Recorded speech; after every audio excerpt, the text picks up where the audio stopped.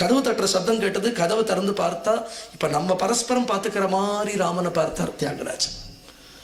அப்ப என்னன்னா 100 கோடி ஜபத்துக்கு ராமன் வருவான்னு அவ அப்பா சொல்லியிருந்தா, ஆனா தியாகராஜருக்கு 96 கோடியிலே தரிசனம்னு சொல்லுவா. 96 கோடியிலேயே தரிசனம் கொடுத்தாருன்னா, ராம தரிசனம்னா நம்ம பகவானை பார்க்கறதுக்கு தரிசனம்னு பேர் இல்ல. பகவான் இனி இவனை பார்க்காம இருக்க முடியாதுன்னு ஓடி வரணுமா, நம்மள பகவான் பார்க்க ஓடி வரத்துக்கு தரிசனம்னு பேர். அப்படி தியாகராஜருக்கு கிடைச்சது. அப்ப பாடின கீர்த்தனம் தான் பாலகனகமய சேல சுஜன பரிபால ஸ்ரீரமாலோல வித்ருத ಶರಜಾಲ ಶುಭದ ಕರುಣಾಲ ಬಾಲ ಗಣನೀಲನು ವ್ಯವನಮಾಲಿ ಕಾಭರಣ ಏಲ நீதய ரது.